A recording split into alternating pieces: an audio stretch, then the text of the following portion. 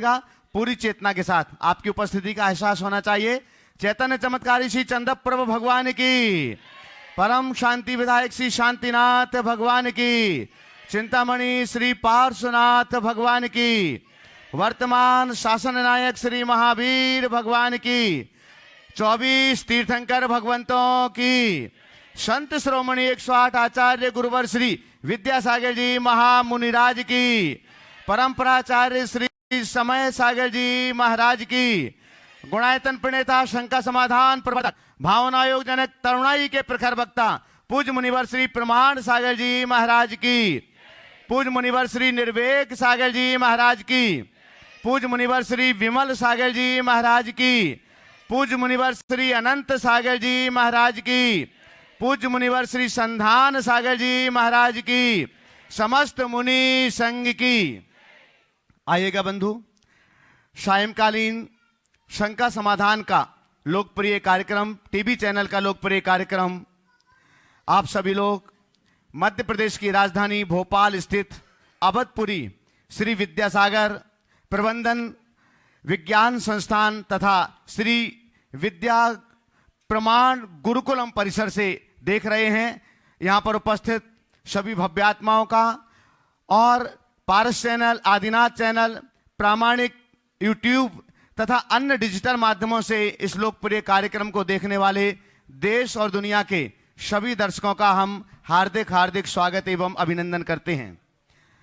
आइएगा बंधु, शंका समाधान के इस सत्र के लिए हम आगे चलें, उसके पहले महाराज श्री का मंगल आशीष ग्रहण करते हैं। दोनों हाथों को जोड़िएगा, आपके लिए भी मंगल आशीष प्राप्त हो और आपके माध्यम से देश और दुनिया में इस कार्यक्रम को देख रहे सभी दर्शकों के लिए, सभी भव्यात्माओं के लिए भी मंगल आशीष की छांव प्राप्त हो। हे महाराज श्री, नमोस्तु नमोस्तु नमोस्तु, इच्छामि इच्छामि इच्छामि। आइएगा बंधु, जैसे कि आप सभी के लिए विदित है, महाराज श्री विद्यासागर संस्थान परिसर में यहाँ विराजित हैं और प्रतिदिन महाराज श्री के सायंकालीन शंका समाधान का सत्र तो आप देखते ही हैं। देश और दुनिया में जो लोग पहले से जानकारी नहीं है, मैं पुनः आपके लिए एक बार अवगत करा दूं कि प्रातःकालीन महाराज श्री की प्रवचन की बहुत ही दिव्यतम श्रृंखला चल रही है, भावना योग से नकारात्मकता का हल। और यह प्रवचन श्रृंखला 2, 5, 10 दिनों की नहीं है, 1 वर्ष से ज्यादा समय के लिए ये प्रवचन श्रृंखला प्रारंभ हुई है। जैसे कि आपसे पहले भी हमने कहा है और उसके लिए सुनकर के कई लोगों ने अपना समय चेंज किया है, पूजन का समय चेंज किया है, प्रक्षाल अभिषेक का समय चेंज किया है। अनेक जगह से खबर समाचार हैं कि लोगों ने मंदिरों में टीवी स्क्रीन की व्यवस्थाएं की हैं कि वे मंदिर से घर तक नहीं पहुंच सके तो मंदिर में ही टीवी स्क्रीन लगा करके मंदिर में ही सारे लोग बैठ करके महाराज श्री के प्रातःकालीन मंगल प्रवचनों का सौभाग्य प्राप्त कर सकें। आप सभी के लिए विदित है, हिंदी वर्णमाला के जितने भी अक्षर हैं, लगभग 40 से 42 अक्षर, उन पर महाराज श्री के प्रवचन की दिव्यतम श्रृंखला प्रारंभ हुई है और हर अक्षर पर अनुमानित 8 से 10 प्रवचनों की एक श्रृंखला होगी और अभी अ अक्षर पर चल रही है। अभी तक हम लोग अहंकार, असंतोष आदि के संबंध में सुन चुके हैं। आने वाले दिनों में भी इसी अक्षर पर यह प्रवचन की श्रृंखला लगातार चलेगी और इसमें सिर्फ प्रवचन ही नहीं है, लगभग 35 से 40 मिनट का प्रवचन, उसके बाद 10 मिनट का प्रैक्टिकल भावना योग के रूप में उस दिन जो नकारात्मक अक्षर है, आपके जीवन की नकारात्मक ऊर्जा को दूर करने के लिए महाराज श्री भावना योग संपन्न करवाते हैं। आज हम सबका सौभाग्य है, भोपाल प्रवास में दूसरी बार महावीर जयंती के बाद द्वितीय बार पूज्यवर मुनि श्री विमल सागर जी महाराज और पूज्यवर मुनि श्री अनंत सागर जी महाराज सत्संग का महाराज श्री के समक्ष आना हुआ, श्री चरणों में आना हुआ। आज प्रातःकालीन मंगल बेना में मंगल मिलन हुआ है और बंधु आने वाले दिनों में कोई सूचना आपके बीच में आने वाली है, वो बीच में इस कार्यक्रम के बीच में मध्य में हम आपके लिए प्रदान करेंगे। अभी मैं महाराज श्री के चरणों में निवेदन करूं, उसके पूर्व हमारे बीच मुन्ना जी पहाड़िया कोलकाता से हमारे बीच एक बार जोरदार करतल ध्वनि से उनका सम्मान कीजिएगा। आप सबने देखा होगा ये जाना पहचाना चेहरा, पर्वराज पर्यूषण में जब श्रावक संस्कार शिविर चलता है, मुन्ना भैया यहाँ जाओ, तब मुन्ना भैया अपनी मधुरतम आध्यात्मिक स्वर लहरियों के साथ संपूर्ण श्रावकों के लिए भक्ति गंगा में अवगाहन कराते हैं। आज वे हमारे बीच में हैं। हम चाहते हैं उनका सम्मान करने के लिए अनुभव जी सराफ अपनी पूरी टीम के साथ, अपने साथियों के साथ यहाँ पर पधारें। और मुन्ना जी पहाड़िया, हाँ, अरविंद जी सुपारी, अनुभव जी सराफ यहाँ पर आ जाएं। और आपकी जोरदार करताल ध्वनि के साथ में मुन्ना जी पहाड़िया कोलकाता से हमारे बीच हैं। आपकी तालियां बड़ी कमजोर रहती हैं।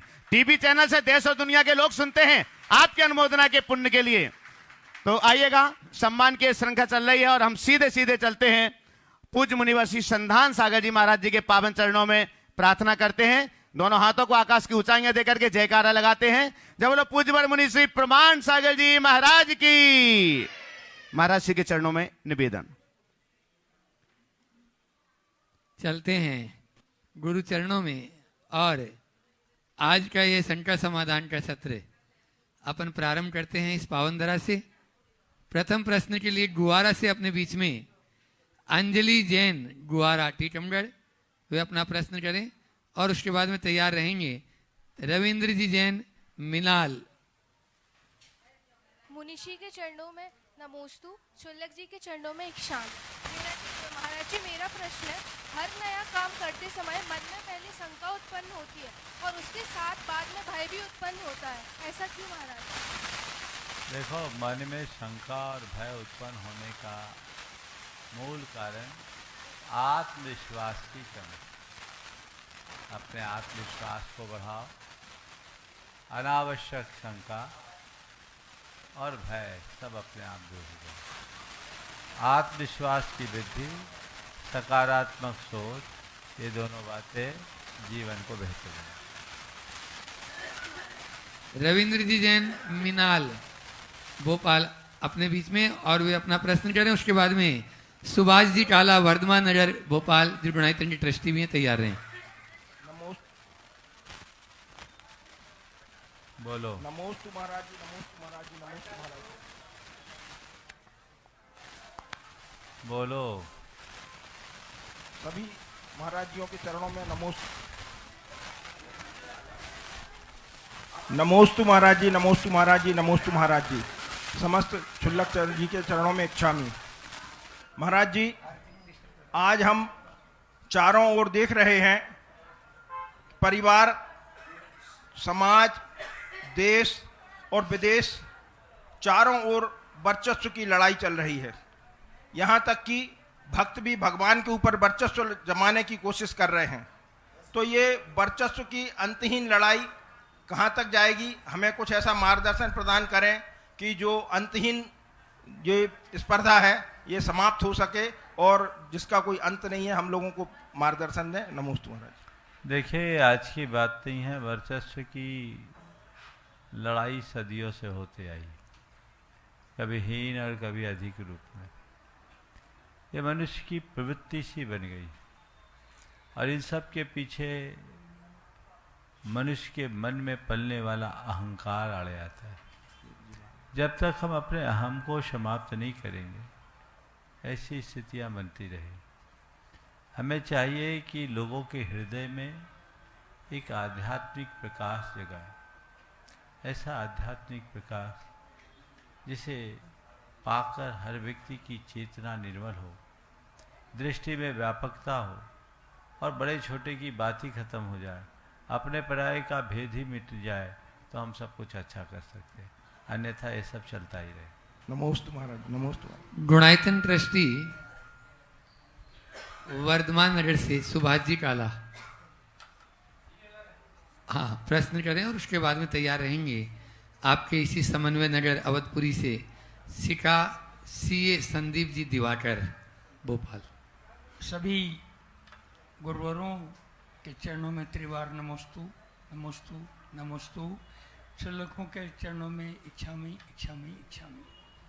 अभी जब वर्धमान नगर में मुनिवर का आवास था, उस समय मेरे घर पे मेरे परिवार को आपको आहार देने का सौभाग्य प्राप्त हुआ था। मेरे घर पे एक बाई काम करती है, वो यादव है, लेकिन मन वचन का ऐसे शुद्ध शाकाहारी है। उसकी बड़ी इच्छा थी कि वो मुनिवर को एक चम्मच आहार दे दें, लेकिन जो साथ में हमारे यहाँ जैनी महिलाएं कुछ थी, उन्होंने कहा कि नहीं, वो नहीं दे सकती। मेरा प्रश्न ये है गुरुवर कि क्या अजैन यदि वो मन वचन काय से शुद्ध हो और शाकाहारी हो तो क्या वो जैन संत को आहार दे सकते हैं या नहीं? देखो, कौन आहार दे सकता है नहीं दे सकता ये बात की बात है, पर जो जैन मुनियों को आहार देता है वो जैन हो जाता है। तो हमारी बहुत सारी संहिताएं, हमारी संहिता के अनुकूल जो आ जाए वो आहार दे सकता है। तो इन सब चीज़ों के लिए उन्हें व्यक्ति से संपर्क करने की आवश्यकता है।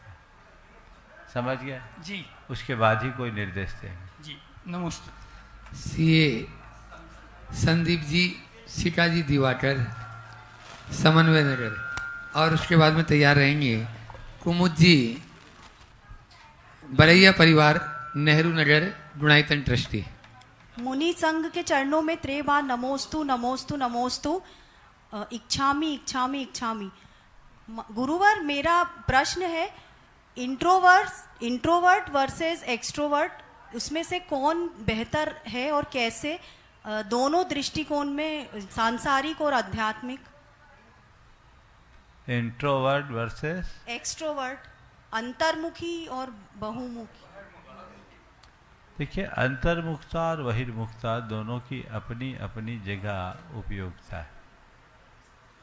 अपने आप से केंद्रीकरण करने के लिए व्यक्ति को अंतर्मुखी होना चाहिए और अपने व्यवहार को बनाए रखने के लिए बहिर्मुखी भी होना चाहिए। लेकिन बहिर्मुखता में भी विनम्रता होनी चाहिए।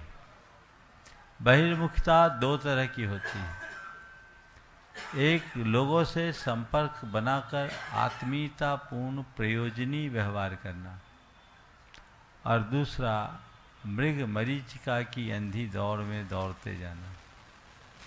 वो बहिर्मुखता मनुष्य को बर्बाद करती है, जिसमें वह 5 इंद्रियों के विषयों की लालसा में उलझ करके रह जाता है। धन दौलत और भोग विलास ही उसका साध्य बन जाता है, वो किसी काम का नहीं। वो बहिर्मुखता उपयोगी है, जिसे व्यक्ति प्रेम, आत्मीयता, विनम्रता और शालीनता के साथ मधुर व्यवहार पूर्वक जीता है।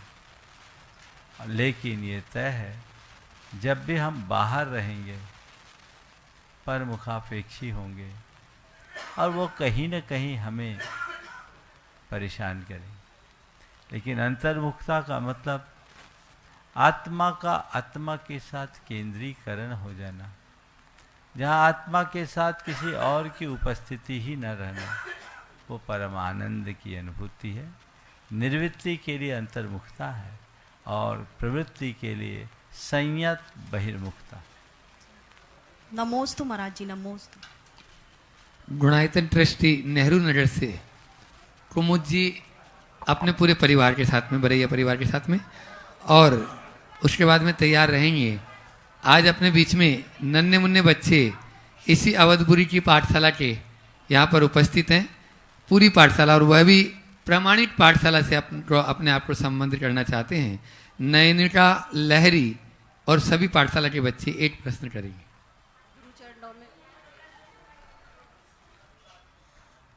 हेलो, गुरु चरणों में त्रैकाल नमोस्तु नमोस्तु नमोस्तु। गुरुवर, 12 वर्षीय पाठ्यक्रम में अभी हम लोगों ने एग्ज़ाम दिए, तो उसमें हम लोगों का स्वाध्याय में बहुत रुचि रहती है बहनों की, मगर कुछ बहनें और कुछ महिलाएं जो हैं वो परीक्षा के डर से किसी भी पाठ्यक्रम से नहीं जोड़ना चाहते, तो उनके लिए आपका क्या मार्गदर्शन है? देखिए, मैं सभी से कहूँगा कि स्वाध्याय में रुचि रखना चाहिए। आपने महसूस किया होगा कि जब से आप स्वाध्याय से जुड़ी, आपके जीवन व्यवहार में बड़ा परिवर्तन आया कि नहीं आया? जी महाराज जी, तो अपने जीवन में स्थायी बदलाव लाने के लिए ज्ञान का आश्रय लेना चाहिए। कहा जाता है नानम प्रयास हो, ज्ञान प्रकाशक। परीक्षा तो एक निमित्त है, उस निमित्त से आप लोग थोड़ा पढ़ लेते हैं जी महाराज, और पढ़ते नहीं, अपनी पढ़ाई में भी तत्परता प्रदर्शित करते हैं। इसलिए परीक्षा के डर से पढ़ाई न छोड़े, अरे फेल भी हो जाएंगे तो क्या होगा? हम किसी को दिखाने जा रहे हैं क्या? हम तो परीक्षा का मतलब नंबर पाना नहीं है। परीक्षा का मतलब ये देखना है, जांचना है कि आखिर हमने कितना पढ़ा और जो हमने पढ़ा उसमें कितना अवधारित है, कितनी बातें हमें याद है। परीक्षा का प्रयोजन तो यही है। लौकिक परीक्षा में तो फिर भी डिग्री से संबद्धता रहती है, लेकिन इस परीक्षा में इस डिग्री से कोई मतलब नहीं। ये ज्ञानार्जन का आधार है। इसलिए मैं सभी से कहूँगा, पढ़े, अच्छे मन से पढ़े और परीक्षा भी दे, पर फेल होने का डर ना करे। एक व्यक्ति परीक्षा में बैठकर फेल होता है और एक आदमी परीक्षा के डर से एग्जाम ही नहीं देता। कौन सही है? जो फेल होगा उसके लिए तो फिर भी संभावना है, लेकिन जो एग्जाम ही नहीं देगा उसके लिए कोई संभावना नहीं। इसलिए दोनों बातों को ध्यान में रखकर चलना चाहिए। नमोस्तु गुरु। अवधपुरी पाठशाला के ये नन्हे मुन्ने बच्चे एक बार जोरदार ताली बजा दीजिए। यदि प्रकाश जी जो इनके गुरु जी हैं और यहाँ पर बहुत कर्मठता से लगे हैं, वो भी उपस्थित हो तो वहाँ पहुँच जाए। नयोनिका लहरी अपना प्रश्न करें। हम सभी पाठशाला के बच्चों का सभी महाराज श्री के चरणों में नमोस्तु नमोस्तु नमोस्तु एवं सभी छुल्लक जी के चरणों में क्षामी क्षामी क्षामी। आज हम सभी बच्चों का कोई प्रश्न तो नहीं है, लेकिन कल रविवार को एवं सभी रविवार को हम आपको आहार देना चाहते हैं, जिसके लिए हमें आपके आशीर्वाद की आवश्यकता है, जिससे हम कल आपको पूरे जोश के साथ आहार दे सके। नमोस्तु महाराज श्री। हम तो सबसे ही लेते हैं और बच्चों से और विशेष रूप से ले लेंगे। बस आपको डिसिप्लिन में आना होगा, है ना? बहुत बढ़िया। चलिए एक बार जोरदार ताली बजा दीजिए। और अपने बीच में कोलकाता से गुणायतन ट्रस्टी, और जैसा कि अभी भैया जी ने बताया कि जिनका कला और गला हमेशा आप लोग सुनते रहते हैं, ऐसे मुन्ना जी पहाड़िया आज अपने बीच में उपस्थित हैं। वे अपना प्रश्न गुरु चरणों में कर रहे हैं और उसके बाद में तैयार रहेंगे आरुषि जैन कुंडा छिंदवाड़ा से। परम पूज मुनि श्री के चरणों में बारंबार नमोस्तु। छुल्लक जी महाराज साहब के चरणों में इच्छामी इच्छामी इच्छामी। पवित्र मन रखो, पवित्र तन रखो, पवित्रता मनुष्यता की शान है। जो मन वचन कर्म से पवित्र है, वो चरित्रवान ही यहाँ महान है। वो चरित्रवान ही यहाँ महान है। गुरुदेव, आप तो महान चरित्र वाले हैं और हम लोगों को अपनी जिंदगी में जन्म में कैसे चरित्र धारण करना चाहिए, उसके लिए देखिए, बात सही है। चरित्र हमारे जीवन का मूल आधार है। चारित्रम खलु धम्मो। चारित्र तो धर्म है। मनुष्य की पहचान उसके बाहरी ठाठ से नहीं, उसके आंतरिक चरित्र से होती है। चरित्र की ही पूजा होती है और चरित्र से ही जीवन में वैशिष्ट आता है। आपने पूछा हम अपने चरित्र को कैसे निखारें। 4 उपाय है अपने चरित्र को निखारने। सबसे पहला, चरित्रवान महापुरुषों की संगति में रहें। हम जैसों की संगति में रहते हैं वैसा हमारा जीवन बनता है। एक कहावत है, जैसी संगत वैसी रंगत। तो हम जैसे की संगति में रहेंगे हमारा जीवन वैसा बनता है। इसलिए हम अच्छों की संगति में रहें और अपने जीवन को अच्छा बनाने का प्रयास करें, चरित्रवान लोगों के बीच रहें। दूसरी बात, हम अपने आप को ऐसे लोगों से बचा के रखें जिनका चरित्र बेकार है, जिनका चरित्र गलत है, जिनका आचरण खोटा, उनसे बचाएं। तीसरा, ऐसे लोगों के जीवन चरित्र को पढ़े जो अपने उज्जवल चरित्र के बल पर ऊंचाई का स्पर्श किए हैं। और चौथी बात, रोज अपना अंतरालोकन करे अपने आचार विचार की समीक्षा करें और देखें कि मैं जो जीवन जी रहा हूँ वो सही है या नहीं। अगर हम उसकी समीक्षा करें तो सुनिश्चित ये हमारे जीवन की बेहतरी का आधार बने। नमोस्तु महाराज, नमोस्तु महाराज। अपने बीच में छिंदवाड़ा कुंडा से आरुषि जैन वे अपना प्रश्न मुनिश्री के करें चरणों और में, उसके बाद में सोनागिर प्रामाणिक पाठशाला की सीट मुनिश्री सीटागण के तैयार है। चरणों में नमोस्तु नमोस्तु नमोस्तु। क्षुल्लक जी के चरणों में इक्षामि इक्षामि इक्षामि। महाराज जी, मेरा प्रश्न यह है कि अपने जीवन में माता पिता का उपकार कभी चुका नहीं सकते हैं, लेकिन संतान की चाहत उनके उपकार को चुकाने की होती है, तो उसके लिए कैसे चुकाया जा सकता है? देखो, माता पिता का उपकार अनंत है। शास्त्रों में लिखा है, इस धरती के समस्त रचकन और समुद्र के सारे जलकन को भी एक कर दिया जाए तो माता पिता के उपकारों को पूरा नहीं किया जा सकता, क्योंकि हमारे शरीर का एक एक कण उनकी कृपा का प्रसाद है। और आज हमारे जीवन में जो कुछ भी है वह सब उनके बदौलत है। उन्होंने हमें जन्म दिया, जीवन दिया, संस्कार दिए, क्या नहीं दिया, है ना।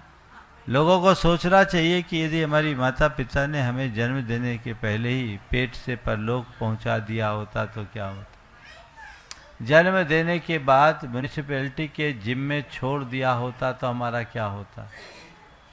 जन्म देने के बाद अगर झाड़ झंखाड़ों में छोड़ दिया होता तो हमारा क्या होता। अनाथ आश्रमों में पढ़ रहे होते और क्या होता। हमें ठीक तरीके से परवरिश न किया होता, पढ़ाया लिखाया नहीं होता तो क्या होता।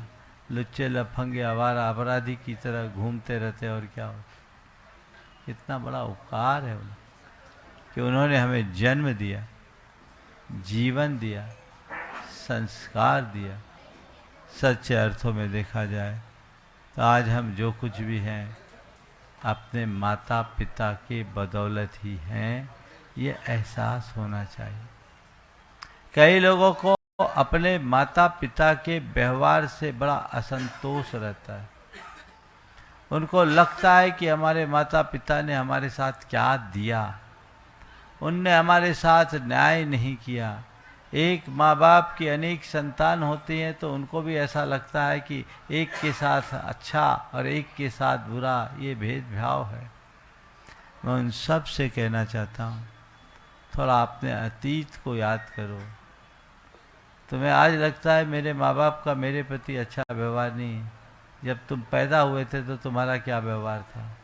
कितनी बार माँ बाप की गोद गीली की, कितनी बार उनके बिस्तर गीले किए। विचार किया है कभी? बचपन में गोद गीली की, बिस्तर गीली की, आज आंखें गीली करते समय काश तुम्हें समझ होती तो ये स्थिति नहीं होती। जिनने खुद गीले में रह के हमें सूखे में सुखाया, उनकी इस भावना का तो मूल्यांकन करो।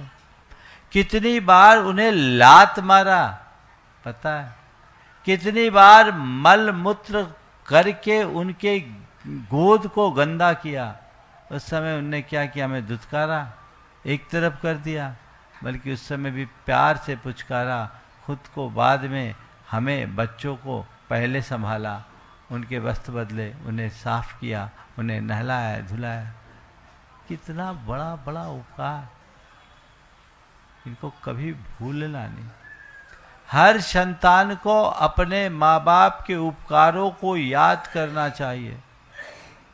जो उपकारी के उपकारों को याद रखता है वो कभी कृतज्ञ नहीं बनता, वो कभी उनके विमुख नहीं जाता। मानता हूँ कि कई बार माता पिता की गलतियाँ होती, उनका व्यवहार संतान के प्रतिकूल भी होता है, हो सकता है, लेकिन इसके बावजूद उनके उपकारों के आगे ये सब कभी होना ही नहीं चाहिए। पुराने ज़माने में बच्चों में बड़े संस्कार होते थे कि वे अपने माता पिता के आगे उफ नहीं करते, जवान नहीं खोलते। मुझे तो याद है मैंने कभी जवान नहीं खोला, हिम्मत ही नहीं होती थी। आज का समय तो ऐसा आ गया कि माँ बाप को की जवान बंद कर देते बच्चे। उन्हें लगता ही नहीं कि मेरे माँ बाप जैसे हैं। सोच को बदलना चाहिए। ये चीज़ें कतई उचित नहीं है। ऐसा करने वाले को ये कभी भूलना नहीं चाहिए कि कल वो भी माँ बाप बनेंगे, उनके भी संतान होंगे। उस समय उनका क्या होगा? जिन माँ बाप ने 9 माह तक पेट में रखा, प्रसव की वेदना सही, जन्म दिया, जीवन दिया, संस्कार दिया, अपने श्रम शक्ति और साधना से हमें पल पल सींचा, उनकी उपेक्षा तो कभी सपने में भी नहीं करना। समझ गए? बस इन उपकारों को याद रखोगे तो बताने की जरूरत नहीं होगी कि उनका ऋण हम कैसे चुकाएं।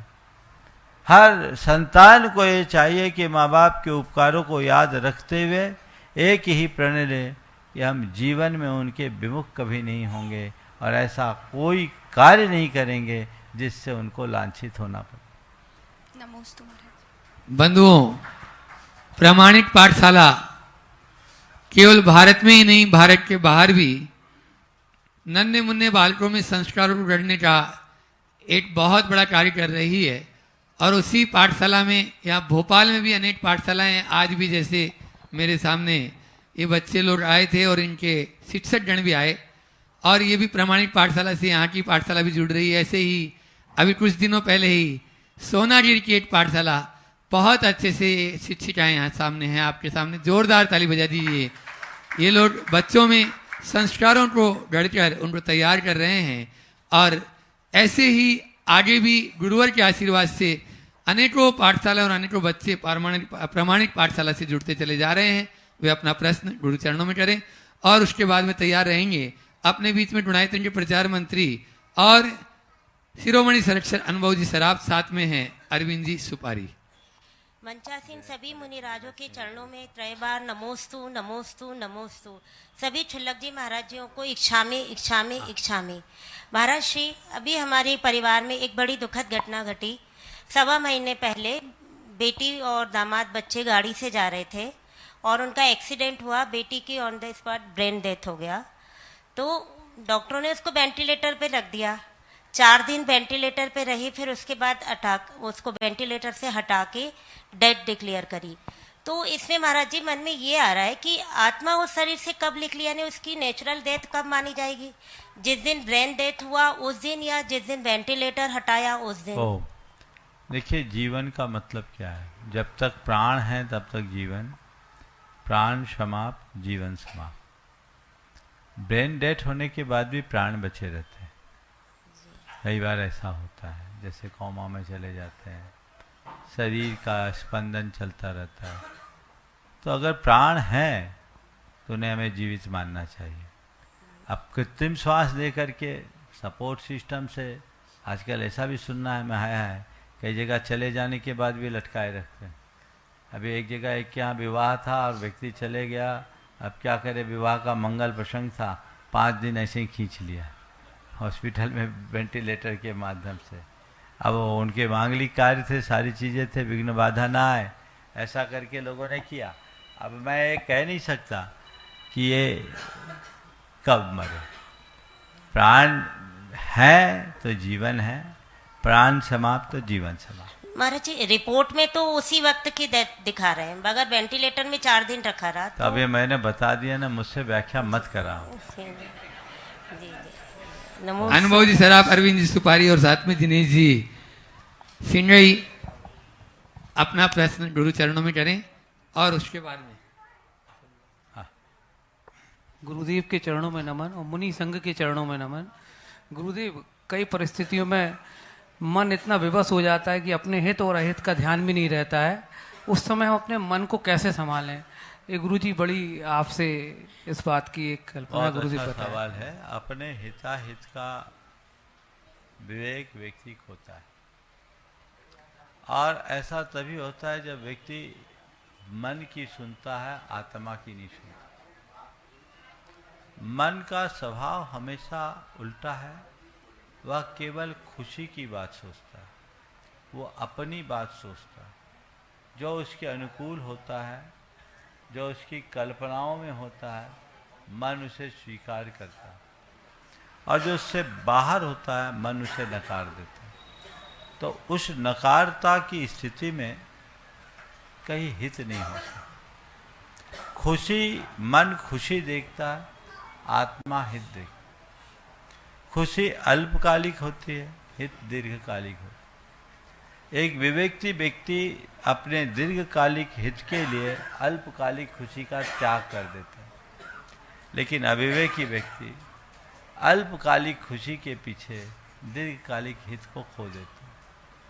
व्यक्ति को सोच समझकर निर्णय लेना चाहिए और हमेशा आग्रह, आवेग और आवेश की, उत्तेजना की स्थिति में कोई निर्णय नहीं लेना चाहिए। प्रायः आग्रह, आवेश और उत्तेजना की स्थिति में लिए गए निर्णय गलत होते हैं, उसमें विवेक काम नहीं करता।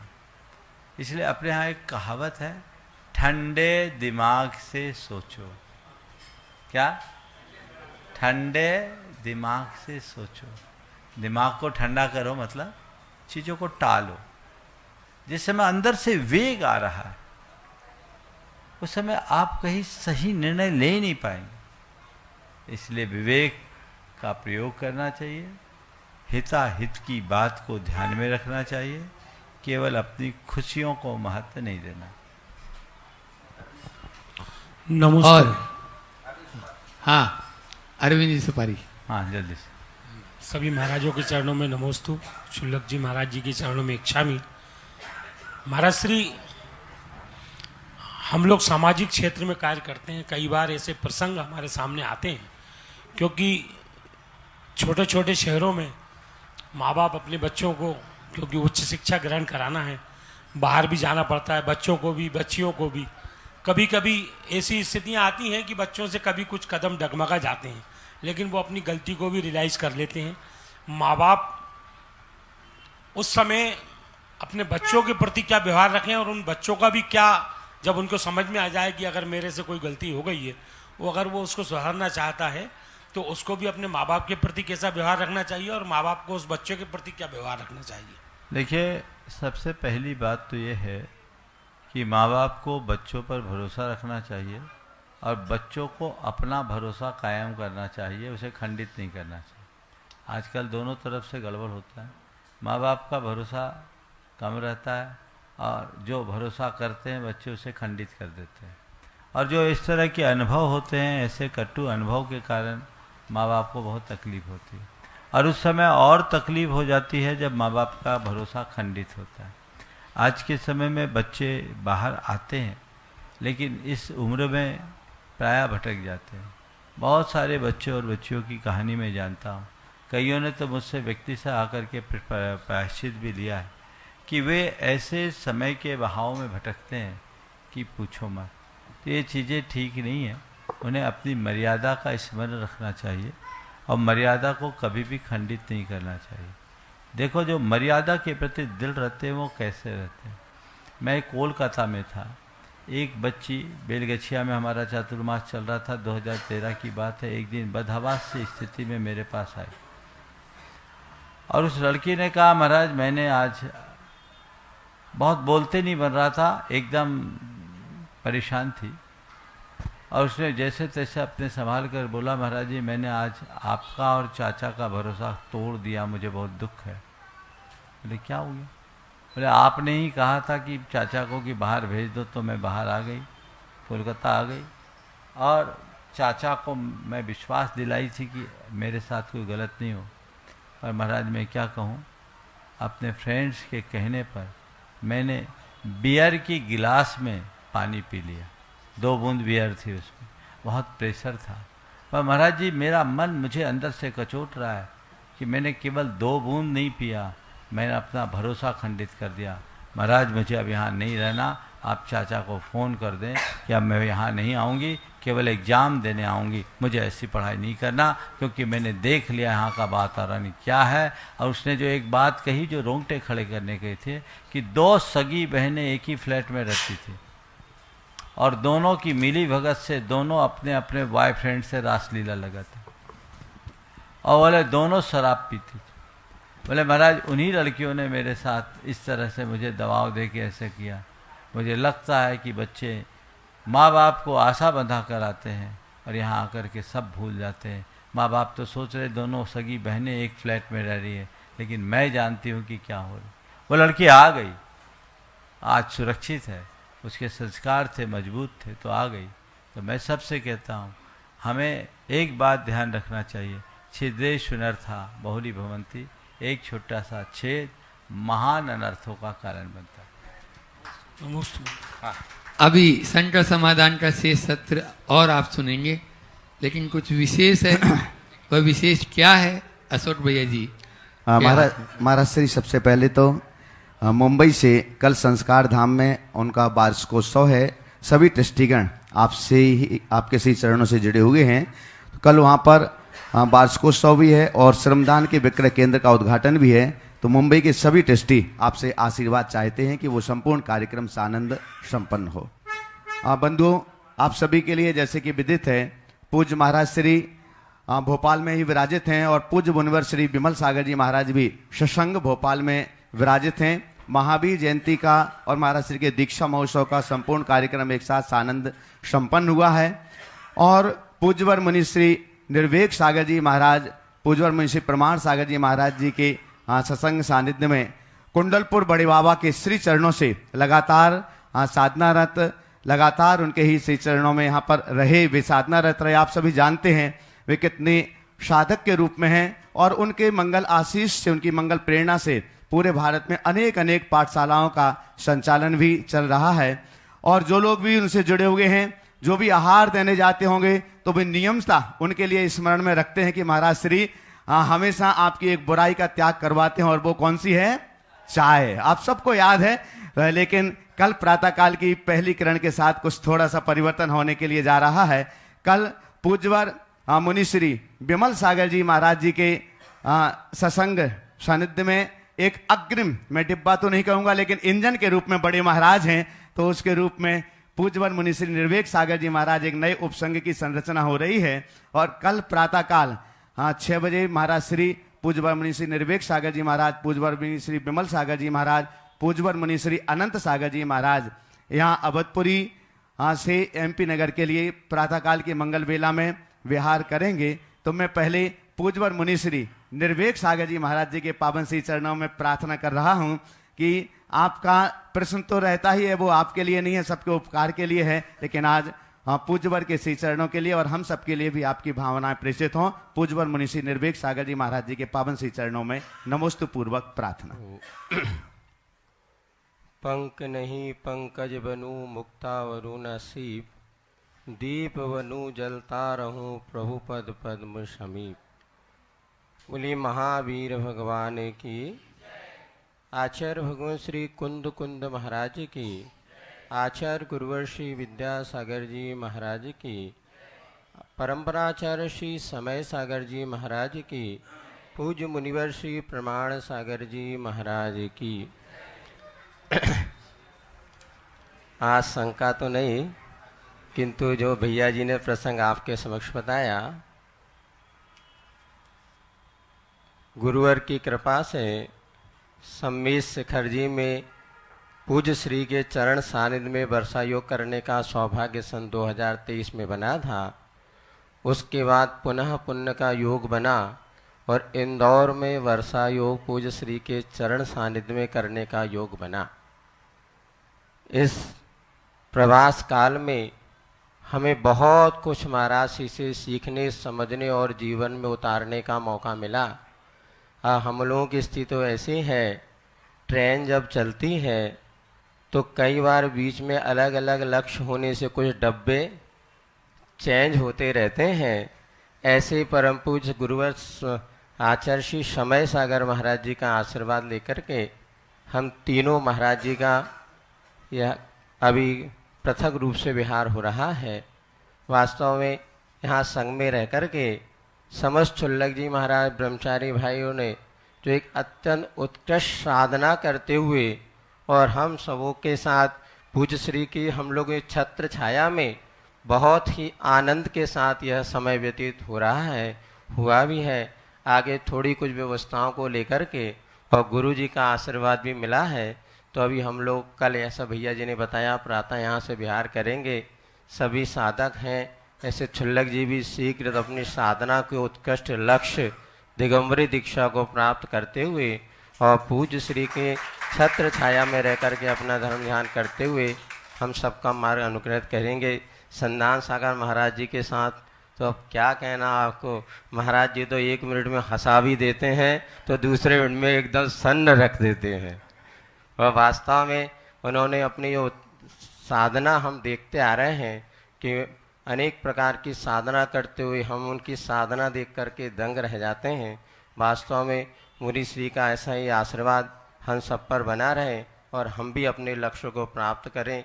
जिस प्रकार से गुरु महाराज ने हम सब लोगों को जो मार्ग प्रशस्त किया है उसी मार्ग के पर हम सब चल रहे हैं और गुरु आज्ञा ही हम लोगों के लिए सर्वोपरि होती है। आपस में प्रेम वात्सल तो उस और कई गुना बढ़ता चला जाता है, लेकिन गुरु आज्ञा हम लेकर के, और अभी जो भैया जी ने सब बताया प्रवास कुछ दिनों के लिए होगा, आगे गुरु महाराज की जैसी आज्ञा होगी उसी तरह हम लोग आगे कार्य करेंगे। आप सब लोग निर्विकल्प होकर के और किसी प्रकार की शंका ना करें। पूज्य महाराज श्री का आशीर्वाद, प्रेरणा और सद्भावना सदा हमारे साथ बनी रहेगी, हम सभी के ऊपर है, जिससे कि हम सब अपने लक्ष्य को प्राप्त करते चले। नहीं ठीक है, बाकी महाराज श्री से सुनेंगे। महावीर आचार्य गुरुवर विद्यासागर जी महाराज जी, पूज्यवर मनीषी निर्वेक सागर जी महाराज की। आइएगा बंधु, आप सभी जानते हैं पूज्यवर मनीषी विमल सागर जी महाराज साधक जो अष्टांगिका के 8 उपवास लगातार करते हैं, उनकी साधना के लिए आप सभी लोग जानते हैं। मैं ऐसे साधक तपस्वी पूज्यवर मुनि श्री विमल सागर जी महाराज जी के पावन श्री चरणों में प्रार्थना करता हूं। नमस्ते।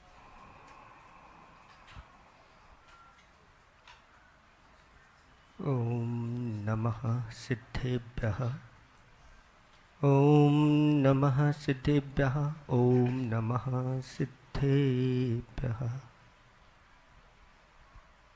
देवादिदेव 1008 वर्तमान शासनक महावीर भगवान की परम उपकारी परम पूज्य स्वाट आचार्य पेवर गुरुवर श्री विद्यासागर जी महामुनिराज की, परम पूज्य स्वाट नवाचार्य श्री समय सागर जी महामुनिराज की, परम पूज्य स्वाट ज्येष्ठ श्रेष्ठ श्रवण श्री प्रमाण सागर जी महामुनिराज की, परम पूज्य स्वाट वात्सल्य मूर्ति श्री निर्वेक सागर जी महामुनिराज की, 3 कम 9 करोड़ मुनिराजों की, मुनिवर श्री विमल सागर अनंत सागर जी संधान सागर जी महाराज की।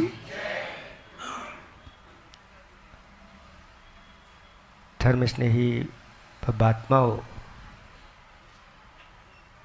भोपाल प्रवास के दौरान पूज्य मुनि श्री जी का सानिध्य 3 दिन के लिए हम लोगों को मिला था और उसके बाद अन्यत्र एक वेदी प्रतिष्ठा का कार्यक्रम था।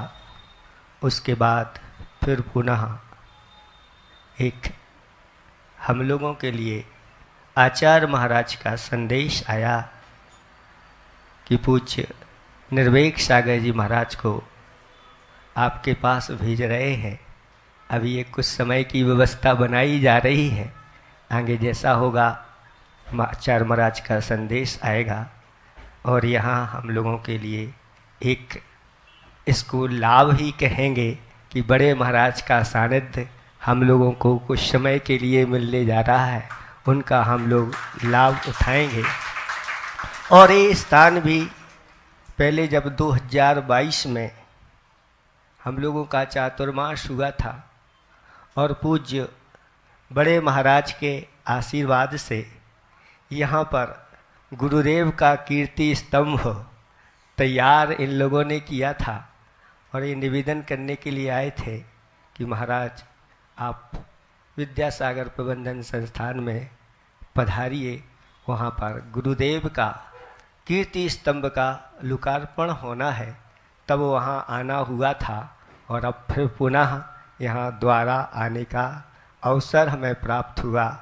ऐसे ही मुनिराज के चरणों में बारंबार हमारा नमोस्तु है और हे महाराज ऐसे ही हम बार बार आपका दर्शन करते रहें, ये सौभाग्य बार बार हमारे जीवन में आता रहे। एक प्रश्न हम अपना रखना चाहते हैं कि पर्व के दिनों में लोग बार बार पूछते हैं कि सिद्धांत ग्रंथों का अध्ययन करना चाहिए कि नहीं करना चाहिए। कुछ लोग हैं जो सिद्धांत ग्रंथ बड़े बड़े ग्रंथों का नहीं करते हैं, लेकिन कुछ जीवकांड है, गौमट सार आदि है, ये इन ग्रंथों का अध्ययन पर्व के दिनों में भी करते हुए देखे जाते हैं। आखिर कौन से ग्रंथ हम सिद्धांत ग्रंथ में लें? और कुछ लोगों का ये कहना रहता है तत्वार सूत्र भी ये पर्वागम ग्रंथ है, इसको पर्वों के दिन में पढ़ें, अध्ययन करें या नहीं करें। कुछ करते हैं, कुछ नहीं करते। वास्तविकता इसकी क्या है, आप प्रकाशित करें इन्हीं भावना के साथ। अहिंसा परमो धर्म की। आज एक अलग प्रसंग सामने उपस्थित हुआ है। मुनि श्री निर्वेक सागर जी गुरु आज्ञा से 2023 का सम्मेद शिखर का चातुर्मास साथ किए। चातुर्मास के उपरांत निकल गए थे, फिर योग ऐसा बना कि कुंडलपुर में आकर फिर मिल गए और कुंडलपुर से निकले 1 साल हो गया। 26 तारीख को पूरे 1 साल हो जाएंगे।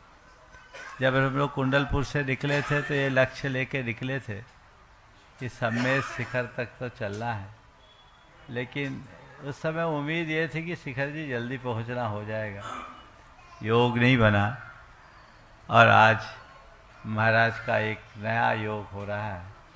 हमारे संघ के प्रौढ़ और प्रखर साधु हैं, चेत दीक्षित साधु हैं। निश्चित अब इनकी जो संयोजना होगी भविष्य में, जैसा अभी मुझे मालूम पड़ा है, ये एक तात्कालिक व्यवस्था है या जो भी हो, ये इनकी योग्यता, इनकी प्रतिभा, इनकी क्षमता के अनुकूल होगी। मेरी महाराज जी के लिए बहुत सारी शुभाशंसाएं हैं कि ये इसी तरह प्रखरता और तत्परता से आत्म साधना और धर्म प्रभावना को संपन्न करते रहें। महाराज जी अब अभी 2 के साथ 3 त्रिमूर्ति दिखती थी। त्रिमूर्ति तो नहीं दिखेगी, लेकिन लोगों की आंखें बहुत सारी चीज़ों को देखेगी। लोग उनको मिस करेंगे, हम भी मिस करेंगे, इसमें कोई संशय नहीं है।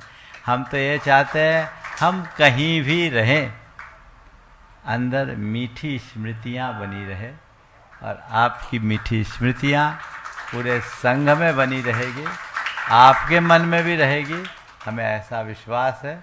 और बहुत अच्छा है महाराज जी का इतने दिनों का जो साथ रहा, किसी प्रकार की कोई कमी ऐसे तो हुई नहीं होगी।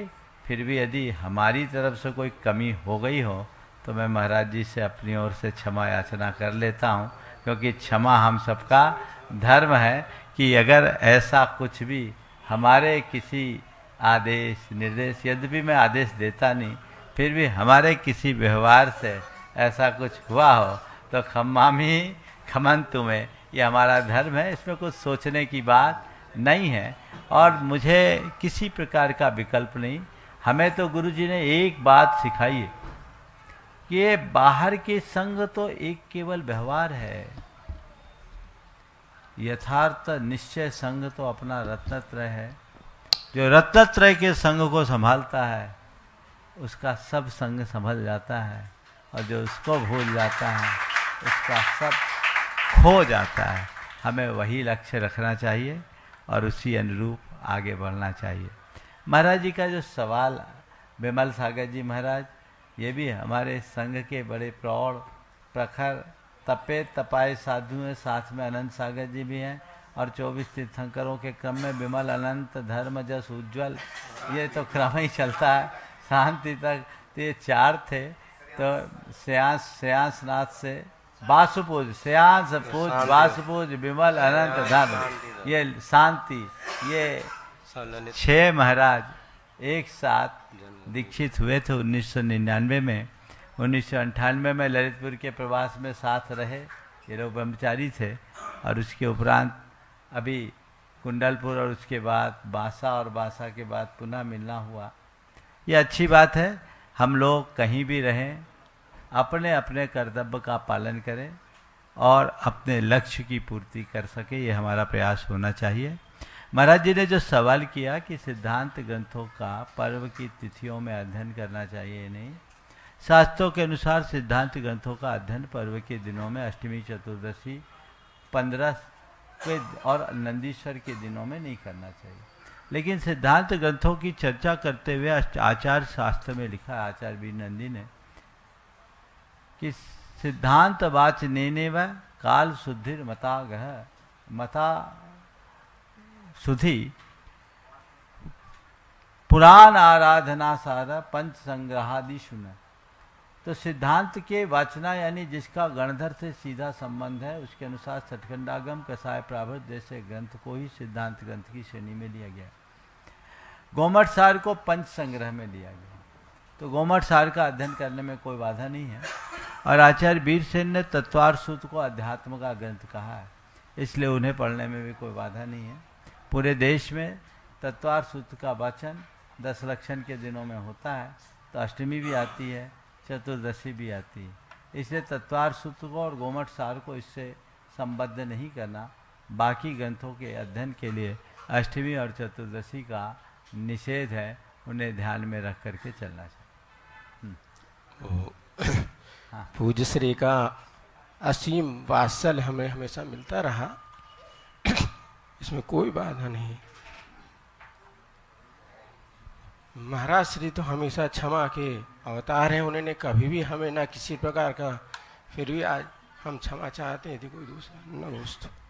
ओह चलो, अनंत सागर पूज्यवर मुनि श्री अनंत सागर जी महाराज बहुत संकोच करते हैं। बड़े महाराज जी विमल सागर जी महाराज जी के सामने भी कभी बोलने का क्रम आता तो पीछे हट जाते थे, लेकिन आज आपके ही बड़े महाराज जी ने हमें आदेश दिया था कि अनंत सागर महाराज जी से करवाना, कभी नहीं बोलते हैं, तो हम उन्हीं की आज्ञा का पालन यहाँ पर कर रहे हैं और आपके चरणों में प्रार्थना करते हैं।